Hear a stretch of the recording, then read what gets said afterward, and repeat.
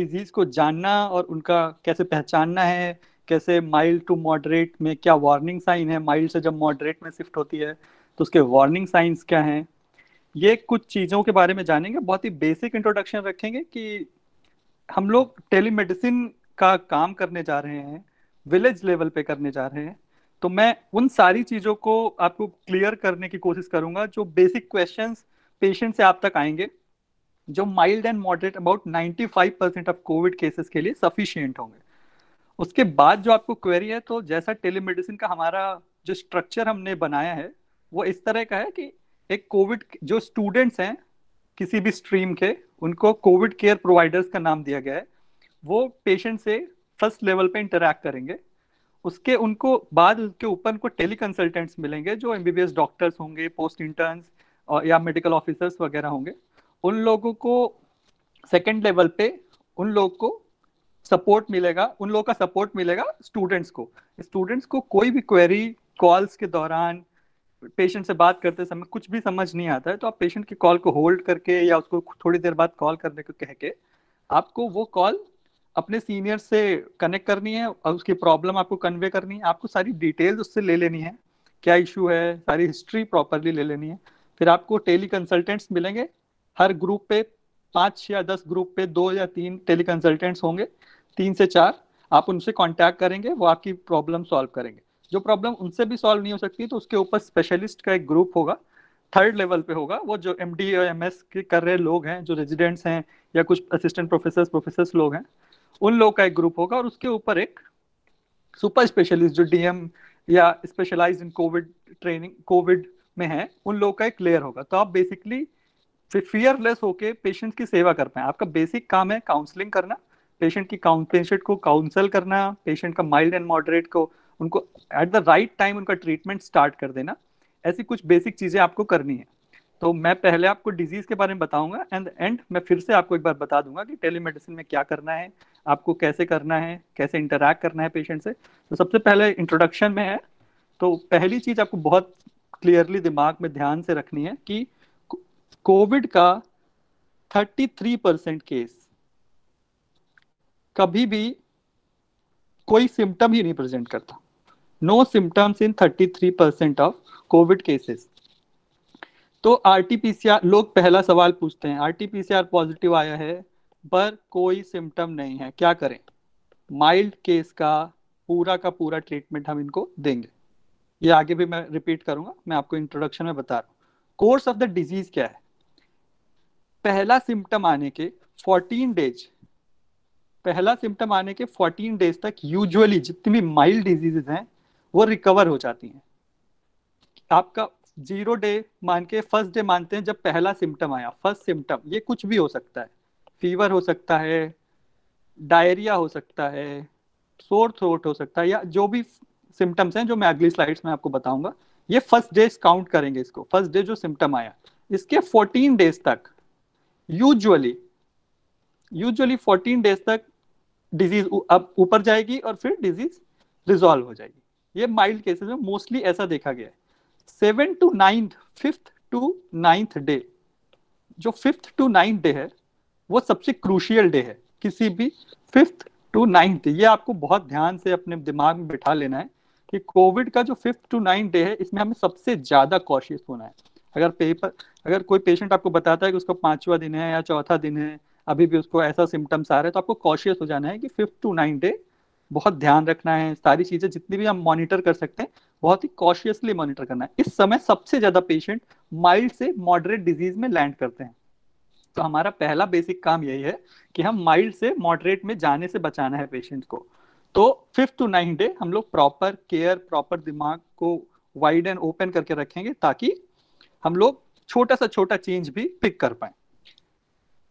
5वें दिन पे कहते हैं कि फिफ्थ मीडियन ऑफ 5 दिन पे ब्रेथलेसनेस मतलब सांस फूलने की जो सबसे बड़ी समस्या है वो सिम्टम के आने के 5वें दिन पे, जैसे मैंने आपको बताया 5th to 9th डे सबसे क्रूशियल है।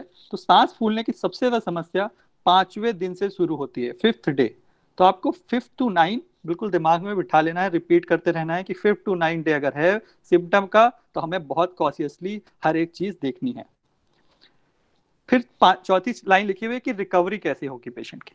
तो पेशेंट की रिकवरी, पेशेंट की एज कैसे, उसके पहले से कुछ और क्या बीमारियां हैं, कैसा इम्यूनिटी स्टेटस है, कैसा बॉडी स्टेटस है, इन सब चीजों पर डिपेंड करता है। Generally mild patient 14 to 20 days में ठीक हो जाते हैं, पर कोविड की रिकवरी से वीकनेस वगैरह जाने में, कफ वगैरह जाने में कई बार 2 से 3 महीने भी लग सकते हैं। तो ये आपको दिमाग में ध्यान रखना है कि पेशेंट जनरली 10 दिन के बाद इन्फेक्टिव नहीं रहता है, पर रिकवरी वेरी कर सकती है। पेशेंट क्या स्टेटस कैसा है, न्यूट्रिशनल स्टेटस कैसा है, तो उसको कोई पहले से कोई बीमारी है, ऐसी चीजों से वेरी करेगा। ये बेसिक सिम्टम्स है। ये स्लाइड आपको दिख रही होगी। इसमें कोई भी एक सिम्टम, जैसे बुखार है, गले में खराश है, खांसी है, नाक बहना है, बदन दर्द है, सर दर्द और थकान है, पेट में ऐंठन है, दस्त है और स्वाद या गंध ना पहचानना, इसमें से कोई भी एक सिम्टम अगर है उस पेशेंट को, तो आप उसको सस्पेक्टेड कोविड पेशेंट मानेंगे। क्योंकि हम इस समय पैंडेमिक की सिचुएशन में हैं। यहाँ पे कोई भी पेशेंट जिसमें ऐसी डिजीजेज हैं, ऐसा कोई भी सिम्टम है, तो उसको हम सबसे पहले कोविड सस्पेक्ट करेंगे। क्योंकि इस समय the first diagnosis to be made is Covid. जब तक कोविड ऐसा प्रूफ नहीं हो जाता कि कोविड के अलावा कुछ है, तब तक आप कोविड मानेंगे। अगर किसी का लॉस ऑफ स्मेल या लॉस ऑफ टेस्ट है, लॉस ऑफ स्मेल या लॉस ऑफ टेस्ट है, तो ये सबसे most specific 95% specific and 95% approx sensitive symptom है। अगर ये सिम्टम है तो आप 100% मान के चलिए कि उसको कोविड ही है और कुछ भी नहीं है। पर आपको सारे सस्पेक्टेड पेशेंट ऐसे ही ट्रीट करने हैं। अगर किसी को सिर्फ डायरिया भी है तो उसको 30% केसेस में कोविड में सिर्फ डायरिया करके प्रेजेंट होता है, इसलिए उसको भी हमें माइल्ड कोविड का ट्रीटमेंट प्रोटोकॉल स्टार्ट कर देना है। उसका सैचुरेशन 94 से कम हो जाए अगर, तो भी उसको इस समय कई और डिजीजेस की वजह से भी 94 से कम हो सकता है इन जनरल केसेस। बट जैसी पैंडेमिक सिचुएशन में है तो सबसे मोस्ट कॉमन चीज हम सबसे पहले सोचते हैं, तो सबसे पहली प्रोबेबल डायग्नोसिस हमारी कोविड होगी। तो ये सिम्टम्स आपको दिमाग में बहुत अच्छे से रखने हैं। आपके पास जब सिम्टम्स को डिफाइन करने की बात आएगी तो आपको सबसे ज्यादा प्रॉब्लम आएगी, क्योंकि लोग आपको कॉल करेंगे और कहेंगे कि उनको गले में हल्की सी खांसी है, गले में खराश है, और वो एसी में सो गए थे, उनको लगता है इस वजह से है, या फिर उन्होंने ठंडा पानी पी लिया था इसलिए है, कुछ बता दीजिए। तो भी आपको उनसे कहना है कि वो आइसोलेट हो और माइल्ड कोविड ट्रीटमेंट का प्रोटोकॉल जरूर लें। आपको इस बात को उनको कन्विंस करना है, क्योंकि एक टेंडेंसी होती है ह्यूमन ब्रेन की एस्केप करने की। तो उस चीज को आपको समझना है कि लोग मानना नहीं चाह रहे हैं कि उनको कोविड है, लेकिन आपको एक सेंसिबल डॉक्टर केयर प्रोवाइडर होने के नाते आपको उस जगह पे उनको कन्विंस करना है, उनको बताना है कि ये कोविड का एक लक्षण है, आप इसमें जाके आइसोलेट हो जाइए। क्योंकि हो सकता है कि आपको सिर्फ गला खराब हुआ है, पर आपकी इम्यूनिटी अच्छी है, आपको सिर्फ सोर थ्रोट हो रहा है, पर दूसरे लोगों को, आपकी फैमिली में छोटे बच्चों को, आपकी फैमिली में बड़े लोगों को, आसपास रहने वाले बुजुर्ग लोगों को या छोटे बच्चों को ये डिजीज फैटल भी हो सकती है, ये डिजीज बहुत सीवियर भी हो सकती है। तो ऐसे उनके लॉस से बचाने के लिए आपको आइसोलेट होना चाहिए। दूसरा, कोविड में माइल्ड केसेस में हाई रिस्क कैसे केसेस को डिफरेंशिएट करना है।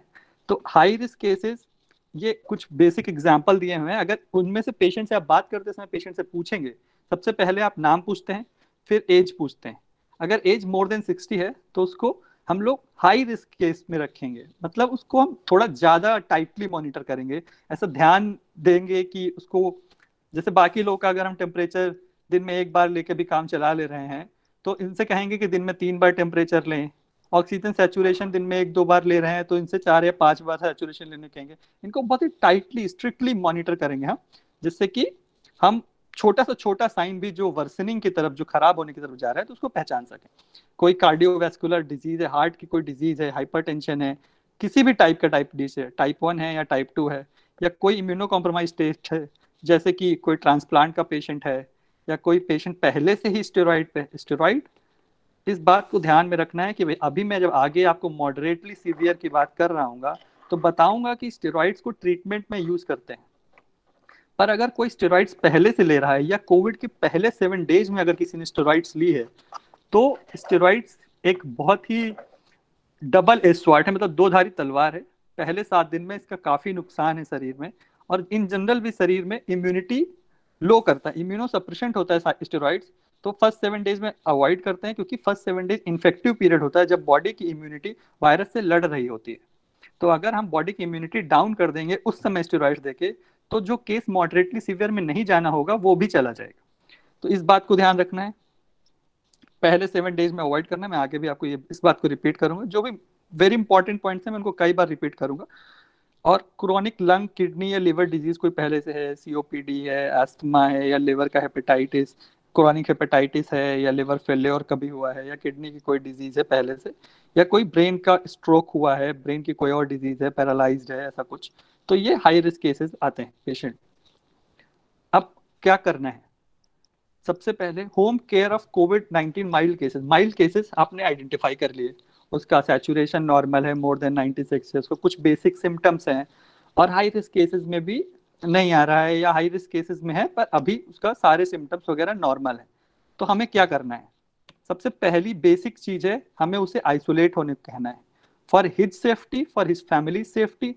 एंड एक तरह से सिस्टम इस पैंडेमिक में ऑलमोस्ट ब्रोकन है इस समय। हमारा सिस्टम बीमारी के लिए बना है, महामारी के लिए नहीं बना है।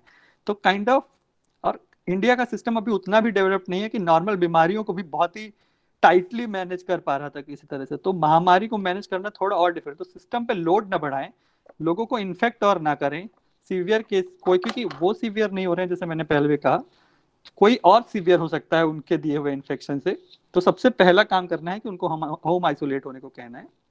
होम आइसोलेट होने के लिए उनको प्रिकॉशन जो है कि उनका बेडरूम के साथ साथ उनका अटैच बाथरूम और टॉयलेट हो, ताकि वो किसी और के कांटेक्ट में ना आए। लेकिन गाँव में, जब आप लोग गाँव में यूजुअली आपको टेलीमेडिसिन करनी है, अगर वहाँ पे नहीं भी होगा तो भी उनसे कहना है कि इतना स्ट्रिक्टली फॉलो करें कि जनरली लोग के कांटेक्ट में ना आए। जब कांटेक्ट में आए तो एक डबल लेयर जो भी मास्क अवेलेबल हो उसको डबल लेयर करके थोड़ा दूरी बनाकर रहें। दूसरा करना है कि उस बॉडी को डिहाइड्रेशन की स्टेट में नहीं जाने देना, क्योंकि कोविड-19 is a hypercoagulable state, मतलब थक्का, ब्लड में थक्का जमने की काइंड ऑफ स्टेट है। तो डिहाइड्रेशन भी उसमें डिहाइड्रेशन एक रोल प्ले कर सकता है। तो बॉडी को डिहाइड्रेट नहीं होने देना है, एनी नॉर्मल वायरल की तरह इसमें भी बॉडी को बिल्कुल डिहाइड्रेट नहीं होने देना है।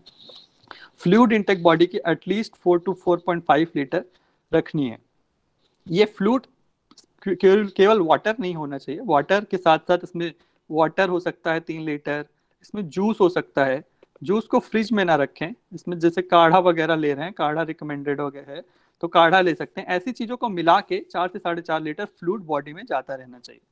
उनसे, अगर वो एस्थमा के पेशेंट नहीं हैं तो उनसे कहना है कि कम से कम दिन में 2 या 3 बार 5-5 मिनट स्टीम लें। एस्थमा के पेशेंट्स में स्टीम नहीं लेनी है, क्योंकि एस्थमा के पेशेंट्स में, जैसा कि हम सब लोग जानते हैं, कुछ ट्रिगर्स होते हैं जो उसकी एस्थमा को और खराब कर देते हैं।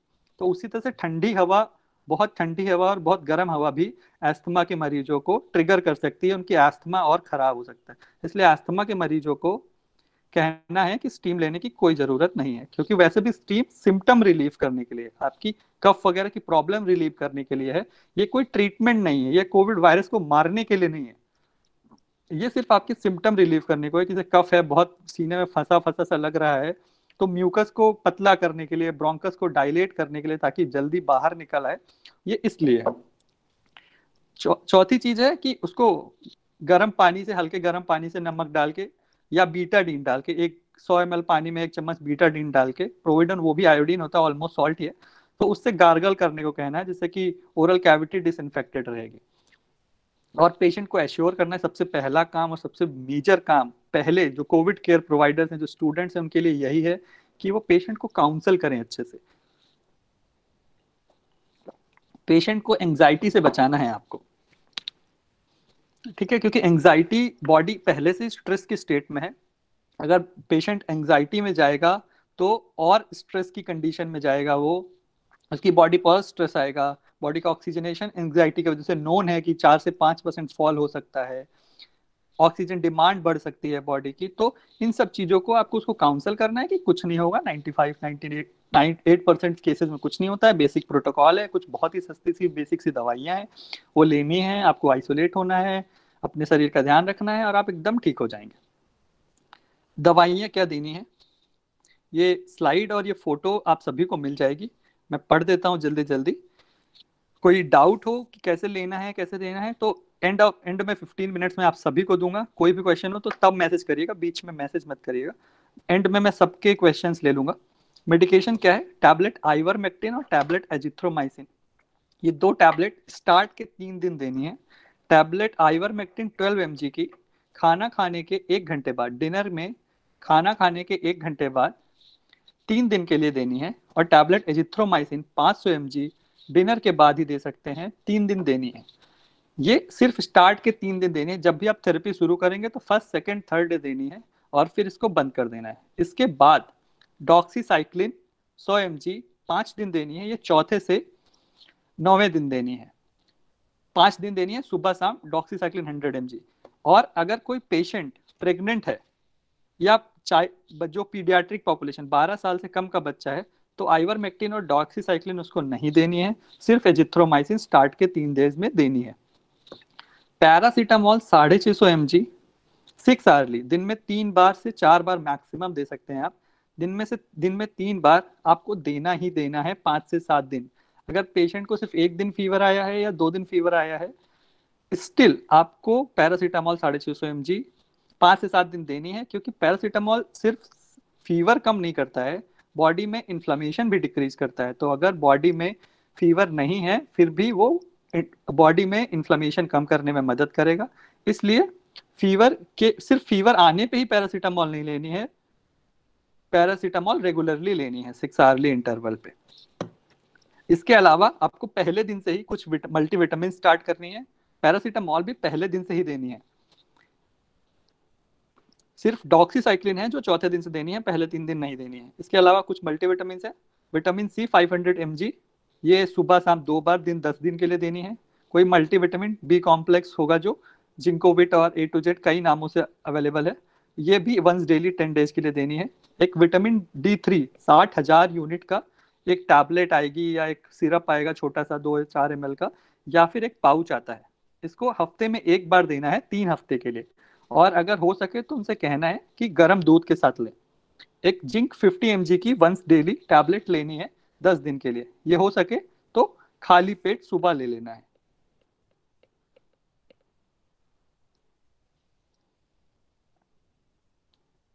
और माइल्ड केसेस में कब हम ये कह सकते हैं उनसे कि आप आइसोलेशन से बाहर जा सकते हैं, तो पहली चीज है कि 10 दिन पास हो गए फर्स्ट सिम्टम का, जो मैंने आपको बताया फर्स्ट सिम्टम जिस दिन आया उससे 10 दिन बाद पेशेंट इन्फेक्टिव नहीं रह जाता है, पेशेंट्स इन्फेक्टिविटी खत्म हो जाती है। तो मतलब कि पेशेंट में भी अभी भी सिम्टम्स हो, कुछ उसको थोड़ी सी खांसी आ रही हो, वो थकान महसूस कर रहा हो, पर अब वो इन्फेक्शियस नहीं है, वो किसी और को इन्फेक्ट नहीं कर सकता, तो 10 दिन के बाद वो आइसोलेशन को खत्म कर सकता है। अगर 24 घंटे पास हो जाएं और फीवर नहीं आए बिना दवाई के, अगर बिना दवाई के अगर आपको फीवर 24 घंटे नहीं आता है तो वैसे इसको 3 डेज कंसीडर करते हैं, पिछली जो गाइडलाइंस थी, अभी इसमें 1 डे लिखा है, पर 3 दिन अगर आपको फीवर नहीं आता है बिना पैरासीटामोल के तो आप होम आइसोलेशन डिसकंटिन्यू कर सकते हैं। आप उससे कह सकते हैं कि वो बाहर आ सकता है। अगर उसका 10 डेज हो गए हैं, कफ और शॉर्टनेस और ब्रेथ वगैरह भी ठीक हो गई है तो आप उसका होम आइसोलेशन एंड कर सकते हैं। ये एक बहुत ही मेजर चीज है, आपको इस चीज को बिल्कुल दिमाग में बिठा लेना है। आप गाँवों में जब आप स्टार्ट करेंगे तो सबसे पहली क्वेरी, सबसे बड़ी क्वेरी ये आ रही है कि उनका विडाल पॉजिटिव आया है। उनका विडाल पॉजिटिव आया है तो उनका कहना है कि उनको टाइफाइड है और वो कुछ और दवाइयां ले रहे हैं। मेरे बहुत सीनियर से डिस्कशंस हुए हैं और WHO ने भी विडाल टेस्ट को डायग्नोसिस ऑफ टाइफाइड के लिए बिल्कुल यूजलेस बताया है। कि इसको मैं एक्सप्लेन कर दूंगा, उसके पहले मैं बता दूं, अगर कोई टाइफाइड के लिए कहता है तो भी आपको उसको समझाना है कि जो दस्त वगैरह का जो सिम्टम है और टाइफाइड का जो विडाल पॉजिटिव आया है, वो विडाल अगर आपको 2 साल में कब 2 साल में कभी भी टाइफाइड का एक भी बैक्टीरिया आपकी बॉडी में आया है, आपकी इम्यून इम्यूनिटी ने उसको मार दिया है। स्टिल 2 साल के लिए, 2 ईयर, विडाल पॉजिटिव रहता है आपकी बॉडी में। तो Widal is completely useless. Widal से टाइफाइड की डायग्नोसिस नहीं बनानी है इस समय। जो भी क्रॉस रिएक्टिविटी की वजह से विडा जो कोरोना है वो टाइफाइड पॉजिटिव की तरह प्रेजेंट कर रहा है, इसलिए जो भी टाइफाइड पॉजिटिव की आपको बात करे या टाइफाइड कहे, उसको कोरोना के माइल्ड केसेस का ट्रीटमेंट देना है हमें। उसको एक्सप्लेन करना है कि जबकि टाइफाइड में ज़्यादा डोजेज ऑफ एंटीबायोटिक्स वगैरह दी जाती हैं, उसके कंपैरिजन में कोरोना का ट्रीटमेंट बहुत ही सिंपल है। आपको कहना है कि उसको कोरोना का ट्रीटमेंट लेना है। ये एक चीज बहुत ही बिल्कुल क्लियरली आप लोगों को, सभी लोगों को एकदम दिमाग में ध्यान से रखनी है। ये आपको जब आप कॉल्स अटेंड करना स्टार्ट करेंगे तो आपको बहुत ही कॉमनली ये क्वेश्चन आपके सामने आएगा। तो इसको बहुत ही क्लियरली अपने दिमाग में जब आप क्लियर रहेंगे तभी आप पेशेंट को क्लियर कर पाएंगे। और इस पे कोई डाउट होगा तो मैं एंड में ले लूंगा।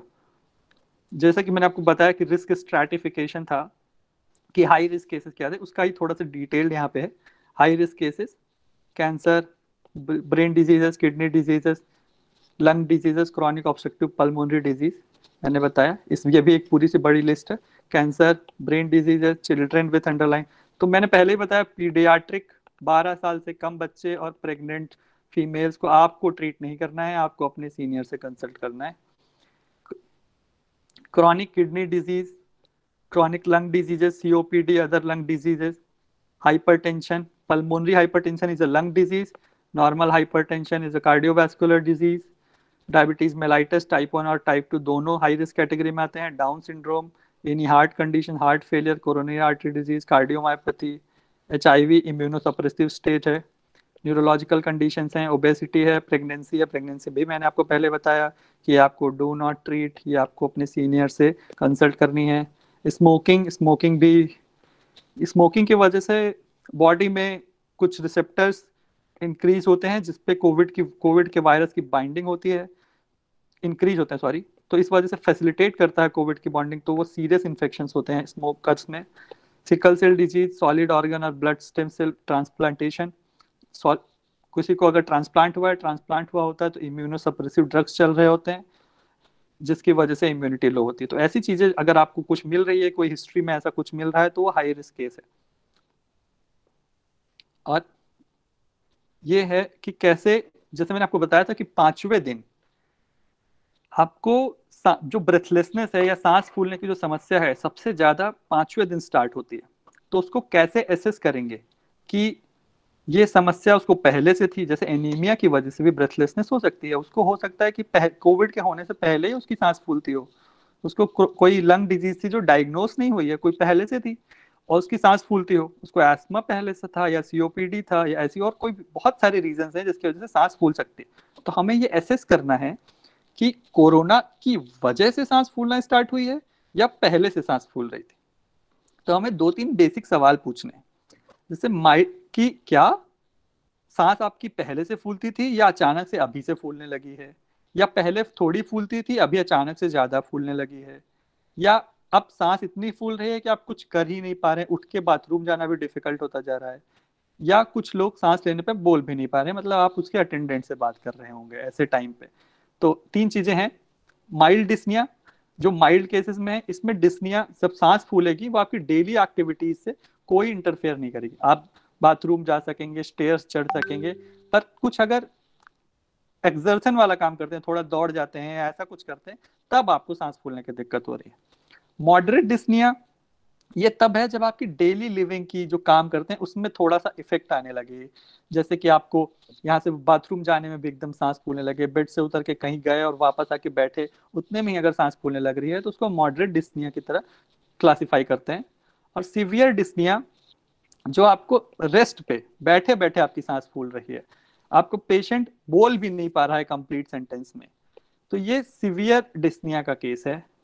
इसको तुरंत आप अपने सीनियर्स को शिफ्ट करेंगे या फिर आप मोस्ट प्रोबेबली इसको हॉस्पिटलाइजेशन की भी नीड होगी, या हॉस्पिटलाइजेशन या ऑक्सीजन थेरेपी की नीड होगी, तो आप इसको अपने सीनियर को इन्फॉर्म करेंगे।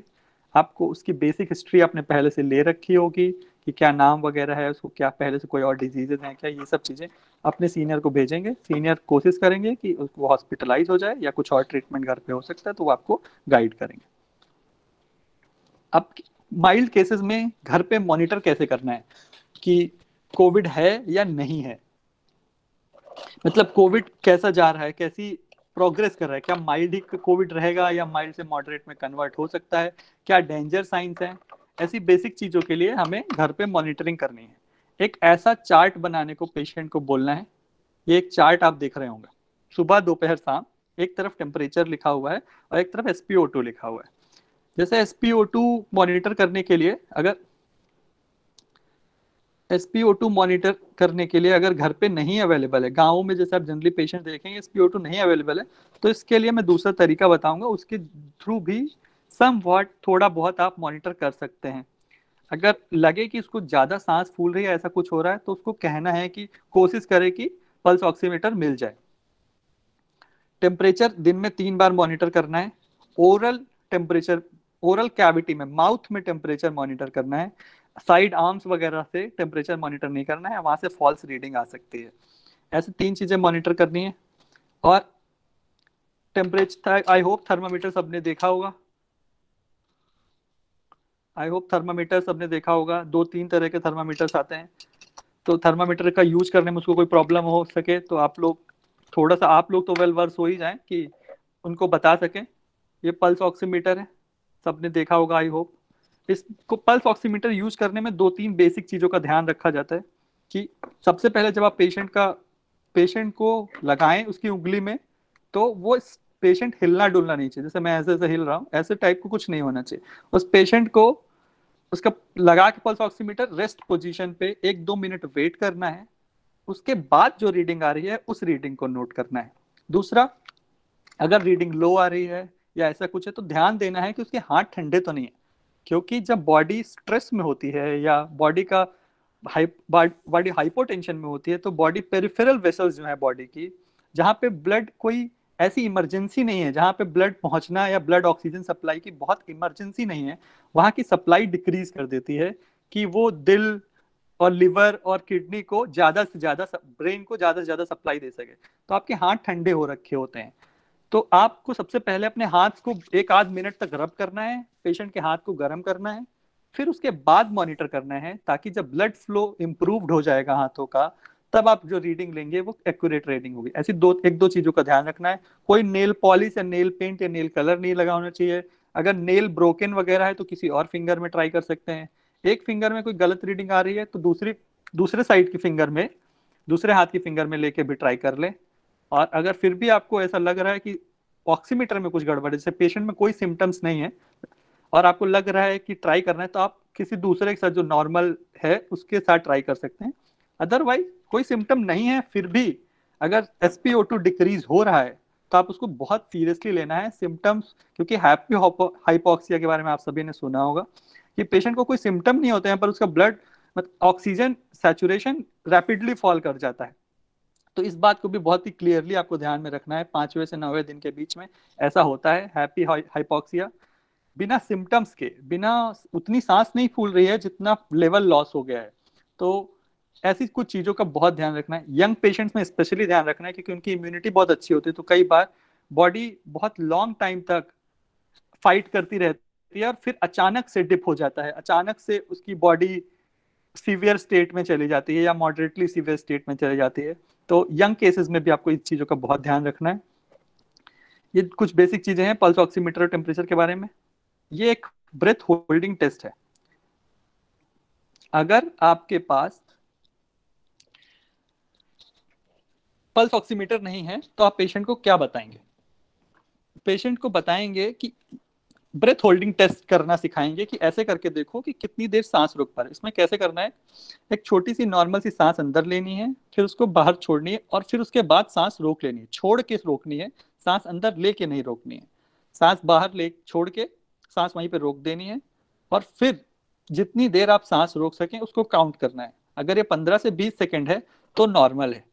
इस चीजों को इस तरह से भी आप एक बेसिक रफ आइडिया लगा सकते हैं कि उसका ऑक्सीजन सैचुरेशन कैसा है। अब माइल्ड केसेस में इनहेलर स्टेरॉइड्स का यूज क्या है। जैसे मैंने पहले भी आपसे कहा कि 7 डेज में स्टेरॉइड्स नहीं यूज करना है। उसका मतलब ये है कि 7 डेज में ओरल या सिस्टेमिक स्टेरॉइड नहीं यूज करना है, मतलब ओरल नहीं देना है या इंजेक्शन स्टेरॉइड्स का नहीं देना है, पर हम इनहेलर में स्टेरॉइड दे सकते हैं क्योंकि उसका सिस्टेमिक सिस्टम पे कोई इफेक्ट नहीं होता है। तो अगर किसी पेशेंट को चौथे दिन तक फीवर है, तीसरे चौथे दिन 100 के प्लस फीवर है, या सिम्टम्स थोड़े से वर्स लग रहे हैं, या तीसरे चौथे दिन ही थोड़ा सा लोअर साइड 96 के आसपास आपको SpO2 लग रहा है, थोड़ा लोअर साइड लग रहा है, तब आपको क्या करना है, तब आपको ब्यूडेसोनाइड का इनहेलर दे सकते हैं। ब्यूडेसोनाइड 400 माइक्रोग्राम की कैन, एक इनहेलर की कैन होती है, उसमें आता है। तो ये ब्यूडा कार्ट 400 माइक्रोग्राम करके इनहेलर में इनहेलर आता है। इसके कई और नाम से भी आता है, उसमें ब्यूडेसोनाइड होना चाहिए। ब्यूडेसोनाइड इज एन इनहेलेशनल स्टेरॉइड, जो सांस मतलब जो पंप में खींचने के लिए लिया जा सकता है, उसको ब्यूडेसोनाइड कहते हैं। मैं आपको बाद में बताऊंगा कि ड्रग नेम से ब्रांड नेम अगर आपको ढूंढना है तो क्या करना है। तो ब्यूडाकार्ड 400 नाम के नाम से एक इनहेलर आता है। उस इनहेलर को दिन में 2 बार 2 पफ ले सकते हैं। आप सबने इनहेलर देखा होगा, नहीं तो जाके यूट्यूब पे MDI meter dose inhaler, how to use MDI meter dose inhaler कर सकते हैं। आपको 1-2 मिनट की वीडियो मिलेगी, आपको सब समझ आ जाएगा, पर मैं फिर भी आपको थोड़ा सा समझा जरूर देता हूँ। 400 माइक्रोग्राम वाला दिन में 2 बार 2 पफ लेना है। जैसे सपोज करिए कि ये एक इनहेलर है, आई होप वीडियो में दिख रहा होगा। तो उसको ऐसे होल्ड करना होता है, 2 फिंगर अप एक डाउन, दवा वाला साइड ऊपर होगा, और एक जो जैसे आपको दिख रहा होगा जो मास्क में मुंह में लगाया हुआ है, वैसा एक साइड छोटी सी चोंच निकली होगी। आपको ये स्पेसर लगाने की जरूरत नहीं है, ये इतना सा डिवाइस ही सिर्फ इनहेलर होगा। उसका जो आगे वाला डिवाइस है, अगर बच्चे 12 साल से छोटा नहीं है तो आप उसको डायरेक्टली मुंह में लगा सकते हैं। उसको मुंह में लगा के इनहेलर को ऐसे पकड़ना है और फिर उसको प्रेस करना है, उसी के साथ एक गहरी सांस लेनी है और सारा का सारा अंदर ले लेना है। फिर 1-2 मिनट वेट करना है, फिर लगाना है, फिर प्रेस करना है, फिर एक गहरी सी सांस अंदर लेनी है, और फिर ऐसे 2 पफ दिन में 2 बार लेने हैं। कोई और डाउट हो तो मैं वीडियो, अगर कोई मुझे पर्सनली मैसेज करेगा तो मैं वीडियो का लिंक भी उसको भेज दूंगा कि मीटर डोज इनहेलर का कैसे यूज करना है। ये 5 से 10 दिन के लिए देना है आपको। और ये एक लाइन, अगर डायरिया पेशेंट को हो रहा है, या फिर जैसे हम उसको एजिथ्रोमाइसिन और डॉक्सीसाइक्लिन स्टार्ट करेंगे तो मे बी इसकी वजह से, या फिर कोविड के सिम्टम्स की वजह से ही डायरिया है अगर पेशेंट को, तो उसको डिहाइड्रेशन की स्टेट से बचाने के लिए उसको ORS या इलेक्ट्रॉल देते रहेंगे जितना वो पी सके। 1 लीटर पानी की बोतल में 1 पैकेट ORS मिला के पेशेंट के पास रख दीजिए, जितना वो धीरे धीरे पी सके धीरे धीरे पीता रहे। हम कम से कम 2 लीटर या 2 से 3 लीटर एक दिन में दे सकते हैं, कोई दिक्कत नहीं है। तो अगर डायरिया है पेशेंट को, जितना डायरिया है उस हिसाब से 1-1.5 लीटर पानी में, 1 लीटर पानी में 1 पाउच दे के आप उसको ORS की थेरेपी देते रहेंगे। अब बात आती है कि कैसे पहचानेंगे कि पेशेंट माइल्डली सीवियर से अब मॉडरेटली सीवियर की तरफ जा रहा है। वो क्या डेंजर साइंस हैं जिससे कि हम उसको कह सकें कि ये पेशेंट अब मॉडरेटली सीवियर हो रहा है, अब इसके ड्रग ट्रीटमेंट में हमें कुछ चेंजेस करने हैं। तो ये कुछ पॉइंट्स आपके सामने दिख रहे हैं। सबसे पहला है, अगर 5वें दिन पे भी फीवर प्रेजेंट है वो, और वो भी 101 या 100 से ज़्यादा है, अगर 5वें दिन भी फीवर प्रेजेंट है 101 डिग्री फ़ारेनहाइट से ज़्यादा है, तो उसको मॉडरेटली सीवियर में हम कैटेगराइज करेंगे। अगर उसको 5वें दिन पे नया तेजी से सांस फूलना या सांस लेने में दिक्कत हो रही है, या सांस लेने में दिक्कत बहुत बढ़ गई है, तो ये 5वें दिन के अराउंड, तो भी हम उसको मॉडरेटली सीवियर, ये थोड़ा पहले भी हो सकता है, चौथे से वैसे 5वें से 9वें दिन ही मोस्ट कॉमनली होता है।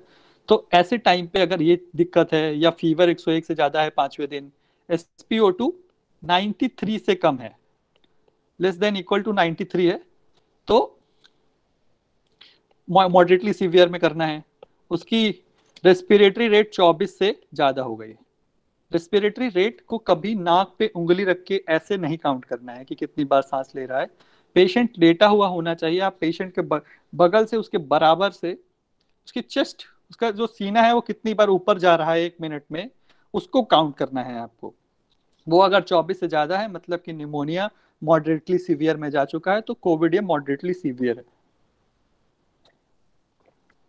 अगर उसका डायरिया चौथे या पांचवें दिन भी ठीक नहीं हो रहा है, तो अगर उसका मेंटल स्टेटस में कोई चेंज हुआ है, मतलब अगर वो कंफ्यूज लग रहा है, उसकी लैंग्वेज में चेंज हो रहा है या कुछ उल्टा सीधा बोल रहा है, अगर ऐसा कुछ आपको लग रहा है, तो ऐसे पेशेंट्स को हम मॉडरेटली सीवियर में कैटेगराइज करते हैं।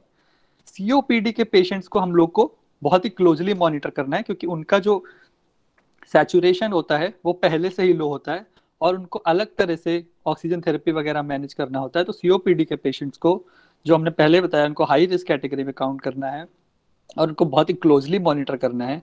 और उनको उन पे कोई कोई भी छोटा सा भी कंफ्यूजन हो तो थेरेपी में, तो आप उनको अपने सीनियर से डायरेक्टली कांटेक्ट कर लेना है। मतलब हाई रिस्क का कोई भी केस, आपको थोड़ा सा भी डाउट है खुद पर, तो आपको उसको वेट करा के, उसको समय देके कि 15-20 मिनट बाद कॉल करिए, अपने सीनियर को कंसल्ट कर लेना है।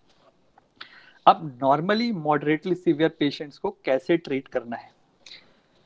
सबसे पहले, अगर 5वां दिन है, 5वें दिन से पहले इसमें जो टेस्ट आपको लिखे हुए दिख रहे हैं, कोई भी टेस्ट 5वें दिन से पहले नहीं कराना है। उसकी कोई वैल्यू नहीं होगी उस टेस्ट की, वो कम आए नॉर्मल आए ऐसा कुछ भी, वो वैल्यूएबल नहीं होगा। ऐसे 4 टेस्ट करा सकते हैं, सीआरपी करा सकते हैं, इंटरल्यूकिन 6 करा सकते हैं, सीरम एलडीएच करा सकते हैं और डी डाइमर करा सकते हैं। ये चारों टेस्ट आपको पेशेंट्स की बॉडी में इन्फ्लामेशन कितना है, मतलब डिजीज की इंटेंसिटी सिवियरिटी कितनी है, उस डिजीज सिवियरिटी को इंडिकेट करते हैं। पर अगर आप जब गांवों में टेलीमेडिसिन करेंगे तो आप पाएंगे कि वहां पे मोस्टली सिर्फ सीआरपी हो रहा होगा या एलडीएच हो रहा होगा, और बाकी वो टेस्ट आईएल, इंटरल्यूकिन 6 और डी डाइमर वहां पे नहीं हो रहा होगा, और एक्सरे हो रहा होगा, सीटी स्कैन भी वहां अवेलेबल नहीं होगा। सीटी स्कैन आपको वैसे भी बिना टेली कंसल्टेंट या डॉक्टर के एडवाइस के कराना भी नहीं है। आप एक्सरे करा सकते हैं। 5वें दिन आपके पास पेशेंट आता है, उसका अभी भी फीवर है, तो आप उसको तुरंत कहिए कि वो सीआरपी करा ले और एलडीएच करा ले। अगर दोनों मिल जाए तो दोनों करा ले, नहीं तो सीआरपी एटलीस्ट करा ले, जो हर जगह अवेलेबल है। उसके साथ पेशेंट को ट्रीटमेंट स्टार्ट करना है, उसको सैचुरेशन टेस्ट करना है कि कितना सैचुरेशन है, और उसका रेस्पिरेटरी रेट कितना है। तो 5वें दिन अगर फीवर है तो सबसे पहले हम लोग स्टेरॉइड स्टार्ट कर देंगे। 5th डे फीवर है, मतलब ये डिजीज का अबाउट 8th-9th डे होगा इंक्यूबेशन पीरियड के बाद। 5th-6th डे पे, 6th डे से हम लोग स्टेरॉइड स्टार्ट कर सकते हैं, या 5th डे फीवर 101 से ज्यादा बना हुआ है तो हम लोग स्टेरॉइड स्टार्ट करना है, तुरंत स्टेरॉइड स्टार्ट करना है, इसमें अब देर नहीं करनी है। ये हम लोग मेड्रॉल 16 mg बीडी दे सकते हैं। मेड्रॉल इज मेथाइल प्रेडनिसोलोन, प्रेडनिसोलोन। ये 16 mg सुबह, 16 mg शाम, 2 बार दे सकते हैं। या फिर dexamethasone 6 mg per day they सकते हैं। ये 3 mg 2 टाइम में दे सकते हैं या 6 mg एक साथ दे सकते हैं। ये जनरली डेकाडॉन नाम से 0.5 mg की टैबलेट अवेलेबल होती है, तो उससे कहिए 12 टैबलेट खरीदे और एक साथ खा जाए। ठीक है, बहुत ही चीप टैबलेट है, 1 रुपये या 1 रुपये की भी टैबलेट होती है अराउंड। तो सबसे इजीली गांव में अवेलेबल जो ड्रग है वो डेकाडॉन वगैरह है, हर जगह अवेलेबल होती है। 0.5 mg की टैबलेट है, यूजुअली अवेलेबल होती है। 6 mg नहीं अवेलेबल होती है, तो 12 टैबलेट लेनी है और एक दिन में 12 टैबलेट करके खाना शुरू कर देना है। 6 टैबलेट सुबह, 6 टैबलेट शाम भी खा सकता है, पर बेटर है कि 12 टैबलेट एक साथ ही एक समय खा ले। और अगर दूसरा है एंटीकोगुलेशन थेरेपी, कब देनी है? जब सीआरपी का रिजल्ट आ जाए। अगर सीआरपी रेज्ड आ रहा है या एलडीएच बहुत रेज्ड आ रहा है या डी डाइमर अगर कराया है आपने, डी डाइमर रेज्ड आ रहा है, तो आपको एंटीकोगुलेशन थेरेपी भी स्टार्ट कर देनी है। एंटीकोगुलेशन थेरेपी दो तरह से हुए। एक थेरेपी है सबक्यूटेनियस, दूसरी है ओरल। प्रेफर्ड है कि हम सबक्यूटेनियस ल्यूपिनाक्स और क्लैक्सिन दें। ल्यूपिनाक्स और क्लैक्सिन में लो मॉलिक्यूलर वेट हेपेरिन होता है। लो मॉलिक्यूलर वेट हेपेरिन, ल्यूपिनॉक्स और क्लेक्सिन 2 ब्रांड नेम है। आप बाकी ब्रांड नेम भी मैं बता दूंगा एंड में कि कैसे सर्च करने हैं। आप कोई भी ब्रांड नेम का मिल जाए। 40 mg का एक 0.4 ml का प्री फिल्ड इंजेक्शन आता है। एक छोटा सा इंजेक्शन होगा जो पहले से भरा होगा, उसमें नीडल वगैरह भी लगी होगी, उसको बहुत इजीली, जैसे डायबिटीज के पेशेंट इंसुलिन खुद से लगाते हैं वैसे ही इजीली उसको पेशेंट घर पे लगा सकता है। ये 10 दिन के लिए देना है, ये 7 डेज एटलीस्ट इंजेक्शन देना है। उसके बाद हम लोग ओरल भी दे सकते हैं। रिवोरॉक्साबैन 10 mg, अगर इंजेक्शन नहीं मिल रहा है तो उसकी जगह पे रिवोरॉक्साबैन 10 mg, ये रीवा बैन और 10 करके अवेलेबल है, और भी कई नामों से अवेलेबल है। तो इसको दिन में एक बार देनी है। अगर ल्यूपिनैक्स और क्लेक्सन का इंजेक्शन नहीं अवेलेबल है तो, अगर अवेलेबल है तो बेटर है कि पहले 7 दिन हम इंजेक्शन ही दें, उसके बाद अगले 7 दिन के लिए दवाई दे दें। इंजेक्शन कैसे लगाना है ये मैं आपको एक्सप्लेन कर देता हूँ, पेशेंट को भी एक बार एक्सप्लेन कर सके, जिससे कि एक छोटा सा, बहुत ही छोटा सा इंजेक्शन होगा जिसको सबक्यूटेनियसली लगाना है। अगर मेरी वीडियो देख रही है विवेक सोनी में, तो ये एब्डोमिनली सबक्यूटेनियस पार्ट पे लगाना है। नेवल के 2 सेंटीमीटर एरिया को छोड़ के आपको एक स्किन फोल्ड बनाना है, और उसमें परपेंडिकुलरली एकदम सीधा बहुत ही छोटी सी निडल होगी लगा के उसको प्रेस कर देना है। इस तरह से आप एंटीकोगुलेशन देना सिखा सकते हैं पेशेंट को भी, जितनी हेल्प कर पाए करनी है आपको, वीडियो कॉल के थ्रू जैसे कर सकते हैं, या उसको, उसने कभी इंसुलिन लिया है उसको पता है तो आप उसको बता सकते हैं। अब बात करेंगे कि स्टेरॉइड्स डायबिटिक पेशेंट में कैसे दे सकते हैं। क्योंकि देखिए स्टेरॉइड्स जब आप देंगे तो नॉर्मल आदमी का भी ब्लड शुगर 200 के ऊपर जा सकता है, तो उसको भी कहना है कि ब्लड शुगर मॉनिटर करने की कोशिश करे, ब्लड शुगर मशीन ले ले। लेकिन अगर, तो उसको बोल सकते हैं। दूसरा है, आप जब डायबिटिक्स में करेंगे तो हर डायबिटिक्स के पास एक ब्लड शुगर मशीन होती ही है, इनवेरिएबली गांव से गांव में सबके पास ही एक ब्लड शुगर मशीन होती है। उनसे कहना है कि दिन में 4 बार ब्लड शुगर मॉनिटर करते रहें। एक सुबह खाली पेट कर लें और तीनों टाइम खाने के बाद 2 घंटे बाद ब्लड शुगर मॉनिटर करते रहें। जब आप डायबिटिक्स में स्टेरॉइड शुरू करेंगे तो सबसे पहले मेक श्योर करना है कि वो जो ओरल दवाइयां खा रहे हैं, जो भी ओरल टैबलेट्स खा रहे हैं, ओरल हाइपोग्लाइसेमिक ड्रग्स खा रहे हैं, उनको बंद कर देना है। उस पेशेंट को इंसुलिन थेरेपी पे शिफ्ट करना ही करना है। किसी भी डायबिटिक्स को स्टेरॉइड देते ही इंसुलिन पे, कंप्लीटली इंसुलिन पे शिफ्ट करना है। इंसुलिन कैसे देना है, डोजिंग कैसे देनी है, ये आपकी टेंशन नहीं है।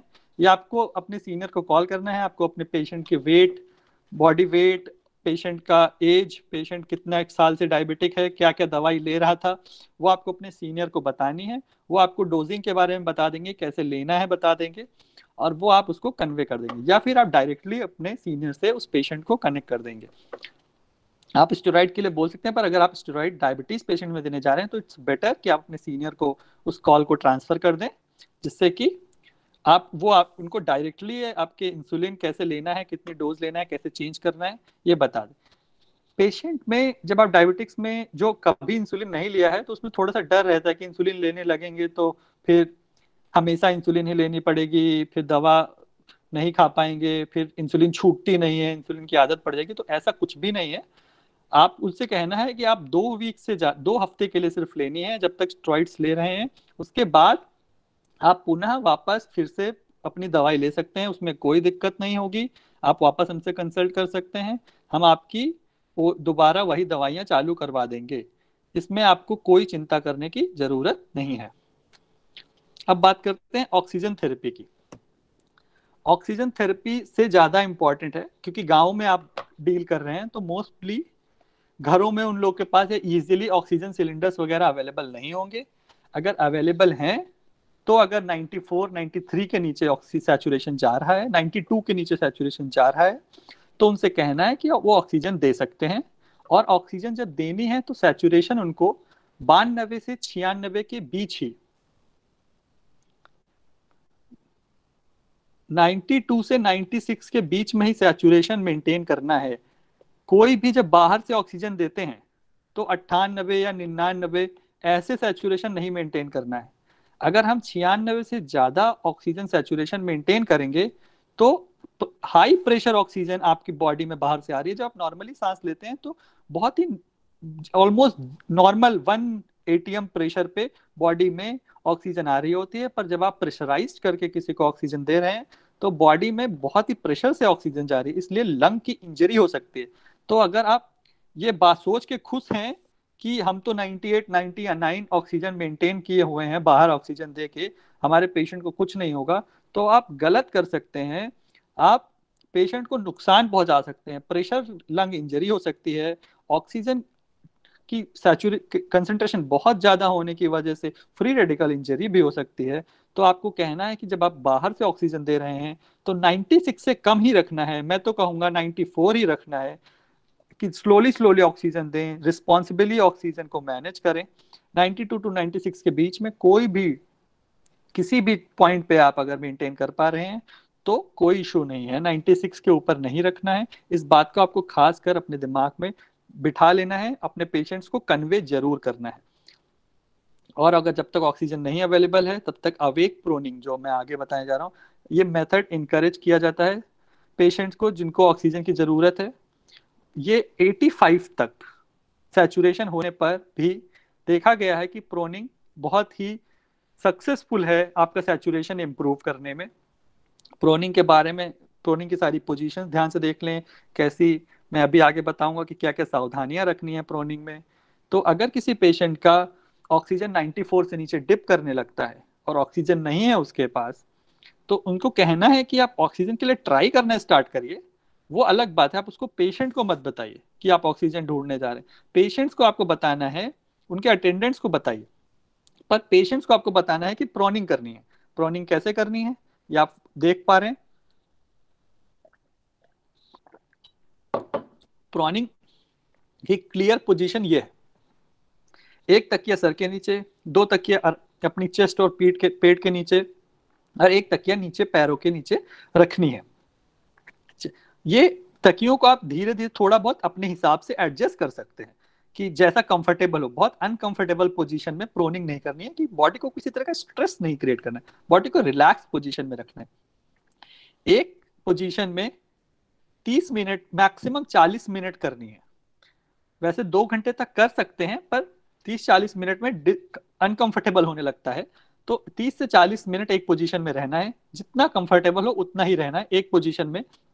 फिर जैसे पहले 30 मिनट पेट के बल लेटे थे, फिर दूसरी बार, फिर उसके आधे घंटे बाद 40 मिनट बाद आप दाई करवट लेट जाएं, फिर बैठ के आप पीठ के बल लेट जाएं, फिर बाई करवट लेट जाएं, फिर वापस पेट के बल लेट जाएं। ऐसा एक साइकिल बनाते रहना है, 20-20 मिनट, 30-30 मिनट, 40-40 मिनट का एक साइकिल बना सकते हैं।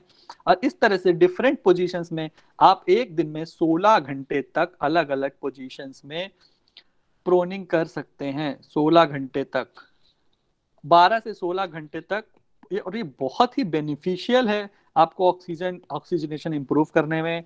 वी हैड सीन कि 85% से 94, 93%, 10% का अबाउट मार्जिन आता है ऑक्सीजनेशन का प्रोन पोजीशन में। तो आपको ये बात बहुत ही क्लियरली बतानी है। 2-4 सावधानियां हैं प्रोनिंग पोजीशन में। पहली कि खाना खाने के 1 घंटे बाद तक ना करें, खाना खाने के 1 घंटे बाद ही करें।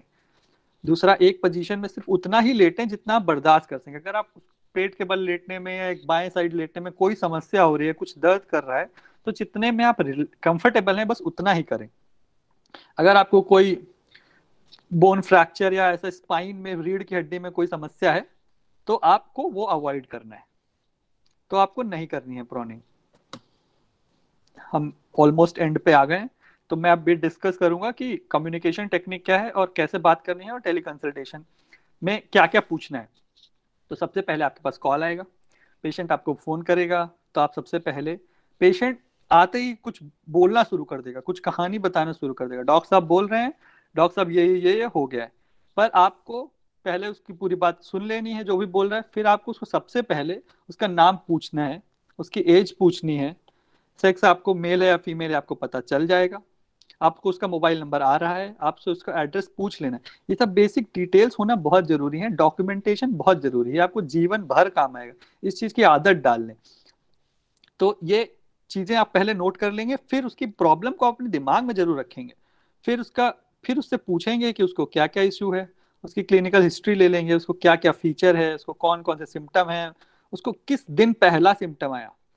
Day of first symptom is very important, कि आज कौन सा दिन है और पहला सिम्टम किस दिन आया, उसी से कैलकुलेट करेंगे। कोई एक चीज आपको क्लियरली पता होनी चाहिए, क्योंकि आपने देखा, मैंने अभी तक सारा जो ट्रीटमेंट आपको बताया डेज बेस्ड है, कि प्रोटोकॉल फिक्स डेज पे है, कि ऐसे 5वें-6ठे दिन फीवर है तो इधर शिफ्ट हो जाना है, इधर नहीं होना। तो हमें क्लियर नॉलेज होना बहुत जरूरी है कि क्या किस डेट पे है क्या है, तो ऐसी चीजें, और उसको कोई कोमॉर्बिडिटीज है मतलब कोई हाई रिस्क कैटेगरी में है क्या, ऐसी चीजें, ये चीजों का डॉक्यूमेंटेशन होना बहुत जरूरी है। आपको सारे कॉल्स का रिकॉर्ड मेंटेन करना है, जो भी कोविड केयर प्रोवाइडर्स, जो भी स्टूडेंट्स के पास जो पहली प्राइमा फेसी पेशेंट्स की कॉल आएंगी, उनको एक डेली रिकॉर्ड मेंटेन करना है। आपको एक गूगल फॉर्म, जैसा फॉर्म भर के आप लोगों ने रजिस्ट्रेशन किया है वैसा एक फॉर्म मिलेगा जैसे ही टेलीमेडिसिन स्टार्ट हो जाएगा, तो उसमें रात में एक दिन में कितनी कॉल्स आई, सारे पेशेंट्स के नाम और उनकी क्या क्या डिटेल्स थी, उनको क्या एडवाइस किया, वो 5-6 कॉलम्स होंगे, वो छोटे छोटे से कॉलम्स में छोटी छोटी डिटेल्स भर के करना है। ठीक है। और कोई भी इरिटेट करे, कोई पेशेंट कुछ आउट ऑफ द सिलेबस, मतलब जब तक कि उसकी कंडीशन मतलब डिजीज सेंट्रिक अगर क्वेश्चंस हैं जब तक, तभी तक उस पेशेंट को एंटरटेन करना है, अदरवाइज चुपचाप उस पेशेंट को ब्लॉक कर दीजिए। आप सबकी मतलब आप सब कुछ 100% परफेक्ट करने की कोशिश ना करें। अगर आपको कोई इरिटेट कर रहा है, आपको लग रहा है कि बदतमीजी कर रहा है या हैरेस कर रहा है या कुछ भी आपको ऐसा थोड़ा सा भी लगता है, तो उसको तुरंत ब्लॉक कर दीजिए। कोई और तरह की कोई चीज आपके फेस करते हैं या कोई नीड हो तो तुरंत अपने सीनियर्स को इन्फॉर्म करिए और उस नंबर को ब्लॉक कर दीजिए। We will proceed further. कोई भी ऐसे लोग को किसी भी ऐसी चीज को एंटरटेन करने की जरूरत नहीं है, क्योंकि आप कुछ अच्छा करने जा रहे हैं। अच्छे लोगों पे फोकस करिए, दो चार खराब लोग, ऐसा कुछ ना कुछ लोग जरूर मिलेंगे, तो उनकी टेंशन आपको नहीं लेना है। अब जिनके क्वेश्चंस हैं वो लोग मैसेज करते जाएंगे, मैं रिप्लाई करता जाऊंगा। ठीक है, ये बेटर रहेगा। आई होप अगर कोई क्वेश्चंस हैं तो मैसेज करेंगे तो बेटर रहेगा, अदरवाइज आप बोलना शुरू करेंगे तो बहुत ही रक्कस क्रिएट हो जाएगा। तो बेटर है कि आप लोग मैसेज बॉक्स में क्वेश्चन कर लें, और मैं मैसेज बॉक्स खोल लेता हूँ।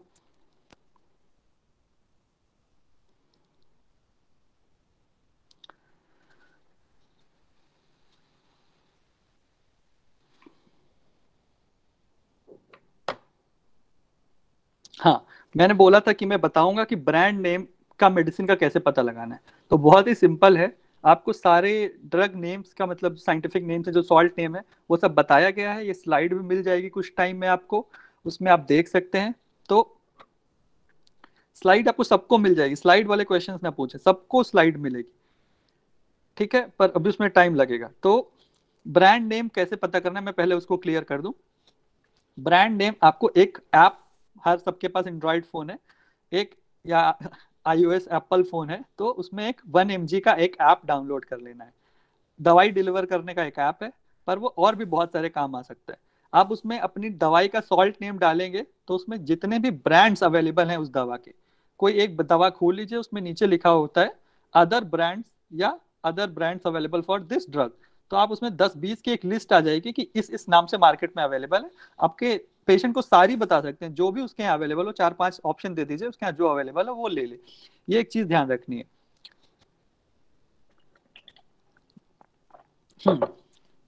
क्वेश्चन है how long Medrol has to be prescribe.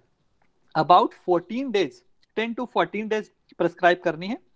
हाँ, पर मैंने एक चीज मिस करी है, इस चीज को बहुत ध्यान रखना है कि स्टेरॉइड्स कोई भी शुरू करने के बाद अचानक से बंद नहीं करना है। जैसे अगर हम 16 mg सुबह और 16 mg शाम दे रहे हैं, तो एक हफ्ते 16 mg सुबह 16 mg शाम दी, पेशेंट इंप्रूव होने लगा, तो अचानक से बंद नहीं कर देनी है, उसको धीरे धीरे बंद करनी होती है। तो अब अगले 3-4 दिन आप 8 mg सुबह 8 mg शाम दें, फिर अगले 2-3 दिन बाद फिर 4 mg सुबह 4 mg शाम दे के बंद करें। ऐसे अचानक से बंद नहीं करनी है, क्योंकि ये बॉडी में एंडोक्राइन इनसफिशियंसी या इमरजेंसी क्रिएट कर सकता है, क्योंकि स्टेरॉइड्स बॉडी में हार्मोन्स के साथ क्रॉस रिएक्ट करते हैं या उन पे इफेक्ट डालते हैं, उनके सिक्रीशन पे इफेक्ट डालते हैं। तो आपको अचानक से स्टेरॉइड बंद कर देंगे तो बॉडी में एक स्कार्सिटी, एक डेफिशिएंसी क्रिएट हो जाएगी, एक इम्बैलेंस क्रिएट हो जाएगा। इसलिए आपको स्टेरॉइड्स धीरे धीरे बंद करना है। स्लाइड्स मिल जाएंगी Harshika. Vibrating cords, okay. Mild condition में भी 5 दिन बाद स्टेरॉइड चलाने हैं। अगर 5 दिन बाद फीवर है 101 के ऊपर तभी ओरल स्टेरॉइड चलाने हैं। अगर माइल्ड कंडीशन में चौथे 5वें दिन भी फीवर है और पर बाकी सब कुछ नॉर्मल है, या कोई एक चीज थोड़ा सा लग रहा है, तो चौथे दिन तक आप इनहेलर स्टेरॉइड्स, इनहेल्ड स्टेरॉइड्स दे सकते हैं। ओरल स्टेरॉइड्स तब तक ना दें जब तक मॉडरेटली सीवियर के सारे क्राइटेरिया में से कोई एक क्राइटेरिया कंप्लीटली फुलफिल ना हो जाए। Sir if the patient has only cough so should we consider it the first, अगर ओनली कफ है तो भी उसको फर्स्ट सिम्टम की तरह कंसीडर करना है। 3 दिन का पहला ट्रीटमेंट आइवरमेक्टिन एजिथ्रोमाइसिन तुरंत ही स्टार्ट कर देना है, बाकी मल्टीविटामिन हैं आप उनको दे सकते हैं, दे दीजिए। 3 दिन बाद कैसी कंडीशन है, अगर 3 दिन बाद कोई सिम्टम नहीं है तो जरूरी नहीं है डॉक्सीसाइक्लिन दें, अदरवाइज दे दीजिए। आइसोलेट होने को सबसे पहले बोले, आइसोलेट होना मस्ट है। माइल्ड से मॉडरेट ट्रांसफॉर्मेशन जो है उसमें प्लीज एक बार एक्सप्लेन, मैंने बताया कि माइल्ड टू मॉडरेट एक्सप्लेनेशन की स्लाइड्स में मैंने आपको बताया था कि 101 डिग्री का फीवर 5वें दिन भी है, 100 से ज्यादा फीवर 5वें दिन भी अवेलेबल है, मतलब है सैचुरेशन 94 से कम हो रहा है, मेंटल स्टेट में कोई चेंज, कंफ्यूजन वगैरह ऐसे कोई चेंजेस आ रहे हैं, सांस लेने में अचानक से 5वें 6ठे दिन से कोई दिक्कत होने लगी है, बहुत ज्यादा दिक्कत होने लगी है, पेशेंट चलने फिरने में बहुत दिक्कत होने लगी, सांस फूलने लगी है, तो हम उसको मॉडरेटली सीवियर में कंसीडर करेंगे। We have how giving steroid to a patient increases sugar level, why do we need to shift him to insulin.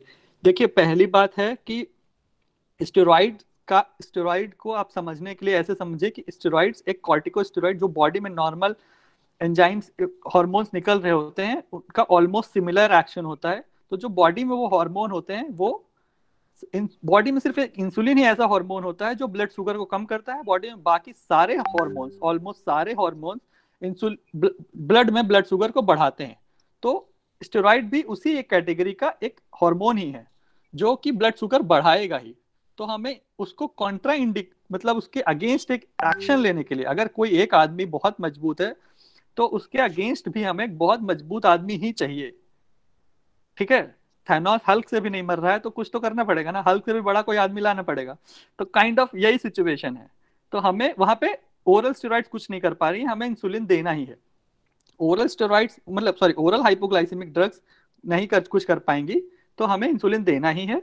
और ओरल जो हाइपोग्लाइसेमिक ड्रग्स जो मोस्ट कॉमन है बॉडी इस समय, वो वॉमिटिंग इंड्यूस करती हैं, वो बॉडी में डिहाइड्रेशन भी कॉज करती हैं, हाइपर कोगुलेबल स्टेट को भी बढ़ाती हैं। तो इस तरह से, तो इस वजह से भी ये भी एक रीजन है कि कोविड हाइपर कोगुलेबल स्टेट है, तो हम उसको भी बंद करना एक मॉडरेटली सीवियर में जाने से बचाने के लिए एक अच्छा इंडिकेशन है, मतलब हम उसको कम कर देंगे तो अच्छा प्रिकॉशन है काइंड ऑफ। ठीक है, how to differentiate between normal infectious cough and COVID induce cough. इस समय जब आप महामारी के स्टेट में हैं तो कोई भी कफ कोविड कफ की तरह ही आपको प्रिज्यूम करना है, आइसोलेट होना है, 3-4-5 दिन बाद कैसी स्टेटस है 3-4 दिन के बाद देखना है, 3-4 दिन की नॉर्मल थेरेपी के बाद अगर वो कंप्लीटली ठीक हो गया है, ऐसा लग रहा है उसका कफ भी इंप्रूव हो गया 3-4 दिन में, जैसे कोविड का कफ 3-4 दिन में जनरली इंप्रूव नहीं होता है, अगर इंप्रूव हो गया है तो आप देख सकते हैं, एसेस करते हैं सिचुएशन को तो 5वें 7वें दिन उसको आइसोलेशन से हटा सकते हैं। अदरवाइज जब आप पैंडेमिक के सिचुएशन में है तो आप सारे कफ सारे सिम्टम्स जो कोविड के हैं उनको प्राइमरीली कोविड मान के ही ट्रीट करेंगे। My mother had no fever, no symptom, but suddenly night she's feeling mild dyspnea, was not able to sleep as she tried to lie down and was feeling little faint. What treatment should I go for? देखिए अगर कोई symptom नहीं थे और dyspnoea अचानक से हो गया तो सबसे पहली बात है कि सैचुरेशन मॉनिटर करना है, और मे बी एंजाइटी की वजह से सो ना पा रही हो तो बेटर, अगर आप क्लियर ट्रीटमेंट जैसा कुछ चाहते हैं तो मुझे विवेक सोनी नाम से जो भी ग्रुप पे मेरा नंबर है उस पर मैसेज करिए थोड़ी डिटेल के साथ कि ऑक्सीजन सैचुरेशन कितना है कैसा है, मैं इसको डिटेल में आपको पर्सनली मैसेज कर दूंगा, इस पे जनरल क्वेरीज को आंसर कर देता हूँ मैं।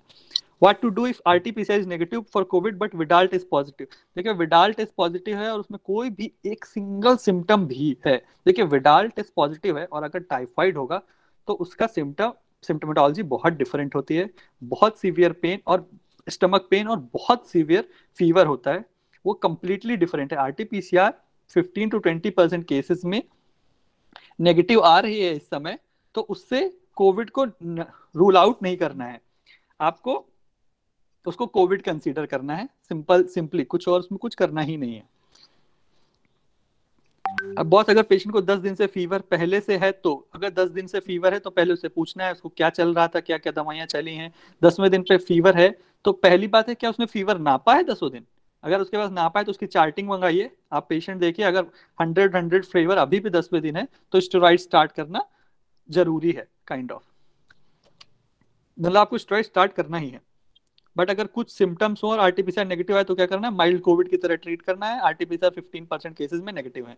How to diagnose happy hypoxia, कोई और तरीका नहीं है, आपको सैचुरेशन मॉनिटर करना ही पड़ेगा। 5वें से 9वें दिन के बीच में आप बहुत ध्यान से सैचुरेशन मॉनिटर करते रहिए। अगर 94 के नीचे जा रहा है मतलब आप हाइपोक्सिक स्टेट में है। If the patient test for malaria along with typhoid comes positive, still is it useless? Malaria के टेस्ट के बारे में मैंने नहीं कहा है। Typhoid is completely useless. Malaria हो सकता है, मलेरिया के टेस्ट कौन सा टेस्ट कराया गया है, मलेरिया कार्ड कराया गया है या मलेरिया एंटीबॉडी आईजीएम कराया गया।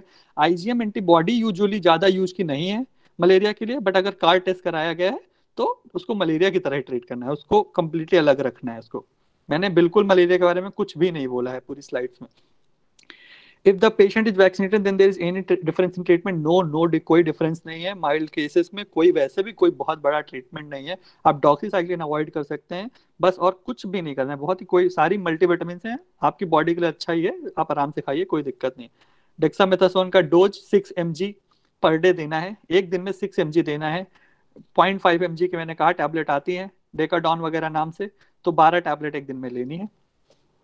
बहुत अगर कोई पेशेंट की कंप्लेंट करेगी उससे पहले ब्रीदिंग प्रॉब्लम बहुत कम थोड़ा टाइम हुआ, फिर वही चीज बार बार रिपीट हो रही है दिन में 2-3 बार, पर उसे एक तो क्वेश्चन आपका बहुत क्लियर नहीं है कि सईद अहमद, अगर आप इसको फिर से फ्रेम कर सकें तो बेटर होगा। पर अगर ब्रीदिंग प्रॉब्लम हो रही है तो ऑक्सीजन सैचुरेशन ट्राई करें या ब्रीथ होल्डिंग टेस्ट करके कितनी देर सांस रोक पा रहे हैं वो ट्राई करें।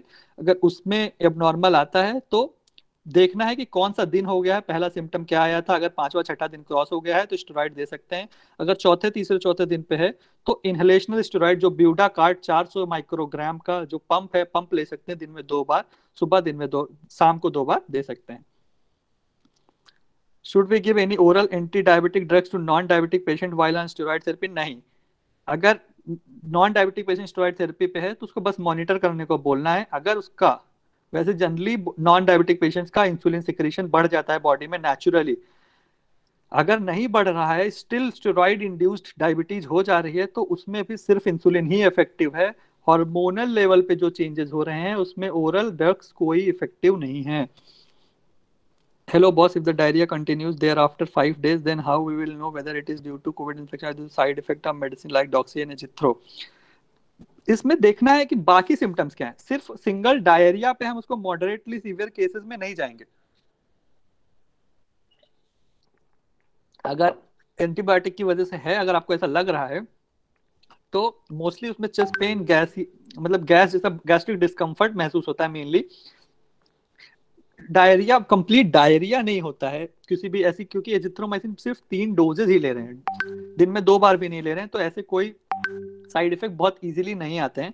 तो डायरिया को कोविड की तरह ही तब तक के सिर्फ, और फिर भी डायरिया किसी भी रीजन की वजह से हो, आपको सिर्फ ओरल रिहाइड्रेशन सॉल्यूशन ORS या इलेक्ट्रॉल ही देना है, अभी कुछ और नहीं करना है। 5वें दिन पे है तो बाकी सिम्टम्स देखने हैं, SpO2 कैसा है, फीवर कैसा है, ठीक है। सीमा Dhawan, if the patient has only cough and no other symptom and having breathlessness, पहले से ही and RT-PCR is negative or due, पहले से ही breathless है फिर भी कफ वगैरह है तो पहली बार एक चेस्ट एक्सरे करा लें, उसमें देख लें कि क्या पहले से उसको एस्थमेटिक ऐसा कुछ पेशेंट तो नहीं था। फिर भी अगर कफ है तो इट्स बेटर कि उसको एजिथ्रोमाइसिन और आइवरमेक्टिन दे दें। आइवरमेक्टिन वायरल लोड घटाती है और एजिथ्रोमाइसिन कफ वगैरह में किसी और तरह का भी कफ होगा तो रिलीफ दे देगा। बाकी मल्टीविटामिन मैंने पहले बताया, आप किसी को भी दे सकते हैं, आपको दे देनी चाहिए, इट्स बेटर। बाकी प्रिकॉशंस ले सकते हैं। अगर ब्रेथलेस पहले से ही लग रहा है आपको तो it's better to get for X ray करा लें एक बार, तो हो सकता है पहले से ही कुछ ऐसा कोई COPD वगैरह ऐसा कुछ भी हो तो वो डायग्नोज किया जा सके। Repeat the name of brand of app 1 mg करके, 1 mg करके, ऐसे कई ऐप्स हैं, 1 mg, नेटमेट्स, जो भी ऑनलाइन डिलीवरी के ऐप्स हैं दवाई डिलीवरी के, उन पे सब पे एक ड्रग नाम या एक दवा का नाम आपको पता है वो डालेंगे या सॉल्ट नेम डालेंगे, तो आपको उस ब्रांड, उस सॉल्ट जितने भी ब्रांड्स में आता है उसको ओपन करेंगे तो आपको जरूर जरूर मिल जाएगा। मैं 1 mg यूज करता हूँ इसलिए मैं 1 mg के बारे में बता रहा हूँ, उस पे है 1 mg। If the patient is already on insulin, then should we increase the doses of insulin after giving steroid? पहले आपको नहीं करना है, आपको स्टेरॉइड देने हैं। वैसे भी 1 या 2 दिन बाद ब्लड शुगर बढ़ना शुरू होता है तो उनको मॉनिटर को करने को कहना है।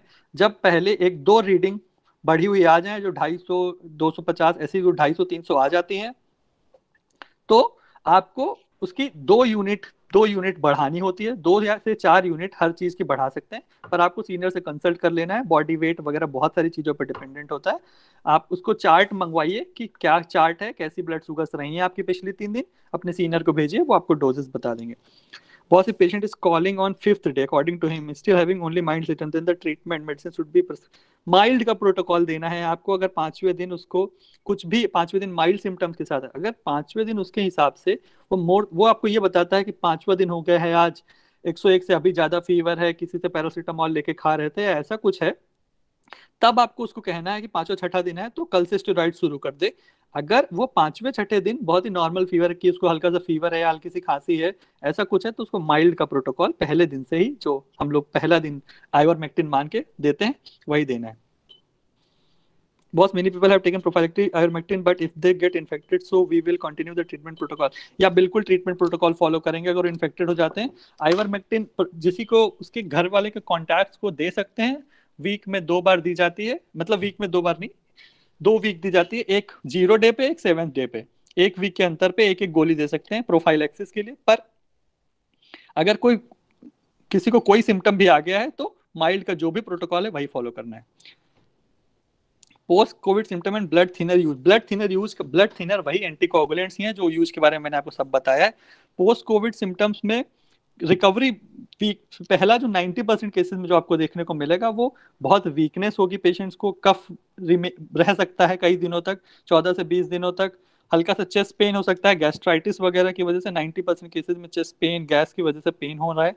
नेक पेन भी पाया गया है लिम्फेडेनोपैथी या टॉन्सिलाइटिस की वजह से, उसको जो नेक पेन भी पाया गया है, तो ग्रिलेंटस सिरप या कोई कप सिरप दे सकते हैं। ऐसी कुछ चीजों को सिम्टोमेटिकली ट्रीट करना है, कोई टेंशन लेने की बात नहीं है। If CRP and D dimer test comes within range but LDH is increase, कोई भी एक मार्कर इंक्रीज्ड है मोर देन ट्वाइस, तो आपको स्टेरॉइड स्टार्ट कर देना है और एंटीकोगुलेंट देने के लिए प्रिपेयर करना है। सर अगर स्टेरॉइड करेंगे तो ब्लड शुगर भी मॉनिटर करनी पड़ेगी और इंसुलिन के लिए भी बताना पड़ेगा, तो सर विलेज के लोग बिल्कुल नहीं मानेंगे, तो क्या करना है?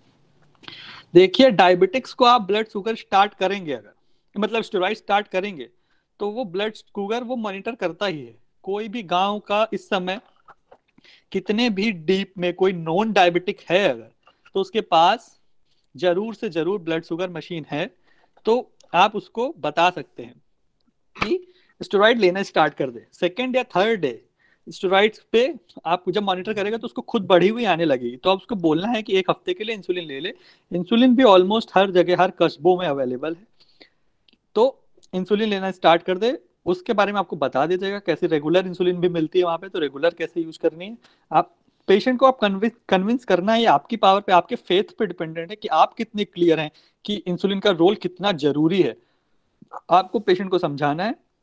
बाकी पेशेंट नहीं समझता है तब आप उसको कह सकते हैं अगर ओरल ले रहा है तो लेता रहे, एटलीस्ट उसको बंद ना करे, पर आपको कन्विंस करना है। अगर आपको खुद में फेथ होगा, आप खुद का माइंड क्लियर होगा कि क्यों जरूरी है इंसुलिन उस समय, क्यों बिना इंसुलिन के काम नहीं चलेगा, तो आप उसको कन्विंस कर ले जाएंगे। आप अंदर से पॉजिटिव रहिए, पेशेंट को भी आप बहुत अच्छे से मैनेज करेंगे।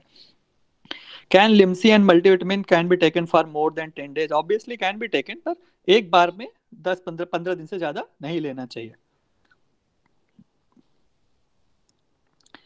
Can we prescribe the generic drug names instead? हाँ, मैं जितनी भी दवाएं जो होम केयर का प्रोटोकॉल है सब जेनरिक नेम पे ही है, आप जेनरिक नेम प्रिस्क्राइब कर सकते हैं। अगर उसको ढूंढने में दिक्कत हो रही है तब आप उसको, जैसे मेथाइलप्रेडनिसोलोन या ऐसा कुछ डेक्सामेथासोन बताएंगे तो मे भी ना मिले, तब आप उसको डेकाडॉन वगैरह बता सकते हैं, तो बेटर रहेगा।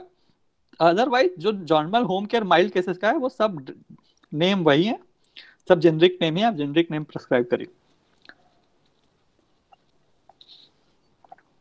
और कोई क्वेश्चन है? आई थिंक समय हो गया है, अब एंड करना चाहिए।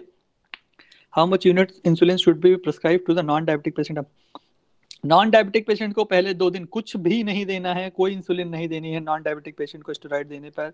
अगर 2 दिन में अगर उसकी बॉडी मैनेज नहीं कर पाती है उस स्टेरॉइड की स्ट्रेंथ को, बॉडी खुद से इंसुलिन प्रोडक्शन बढ़ा नहीं देती है, तभी मतलब कि वो प्री डायबिटिक रहा होगा, तभी आपको सिर्फ और सिर्फ ऐसा करना है कि आपको उसने सीनियर को कंसल्ट करना है। ऐसे यूनिट इंसुलिन की कभी भी नहीं देनी है।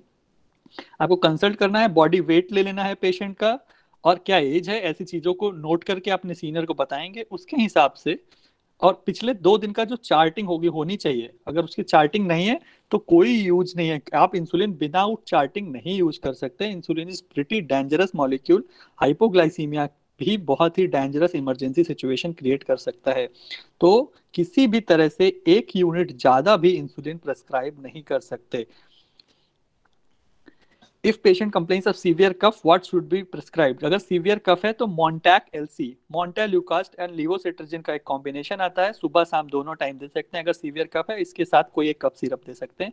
आप उसको यूजुअली स्टीम करने को कहिए, और पेट के बल लेट के अपनी पीठ पे हल्की हल्की थपकी, अगर नीचे लंग की नीचे की तरफ से ऊपर की तरफ आएगा तो उसका जो म्यूकस जो जमा हुआ है, रिटेंशन हो रखा है, वो क्लियर हो जाएगा। और पल्मो क्लियर नाम की 1-2 चीजें आती हैं जो क्लियर कर सकती हैं, जो म्यूकस रिलीज करती हैं।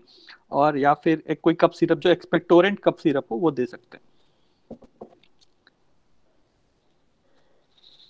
ओके, आई थिंक टाइम हो गया है, अगले सेशंस के लिए भी लोगों को जाना है, मतलब मुझे कोऑर्डिनेट करना है। तो I think we should end. अगर किसी को कोई और क्वेश्चन है तो मुझे पर्सनली मैसेज कर सकते हैं। बाकी आपको जब टीचर्स और सीनियर्स अपॉइंट हो जाएंगे तो आप उन लोग को एक्सप्लेन क्वेश्चन क्वेरी सारी अपनी सॉल्व कर सकते हैं। तब तक 1-2 आज रात तक या कल सुबह तक आपको पीपीटीज भी मिल जाएंगे, तो आप लोग उससे भी डाउट जो हो वो रिपीट करके पूछ सकते हैं।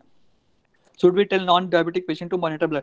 अगर वो कर सकता है तो बताना है उसे कि आप ब्लड शुगर अगर मॉनिटर कर सकते हैं स्टेरॉइड लेने के बाद तो करिए। अगर वो कर सकता है तो टू गुड है, अगर नहीं कर सकता है तो ठीक है, कोई बात नहीं। 6 दिन बाद आप उसकी डोज हाफ हाफ करते चले जाइएगा। अगर थोड़ा बहुत बीच में कुछ चेंजेस होंगे तो 14 दिन का 10-5 दिन का हाई ब्लड शुगर किसी जिसको मैं नॉर्मली कभी रेज नहीं रहा होगा, कोई बहुत बड़ा इफेक्ट नहीं डालेगा। ओके, चलिए, thank you, let's end it. Okay, thank you, thank you, thank you everyone. Thank you sir.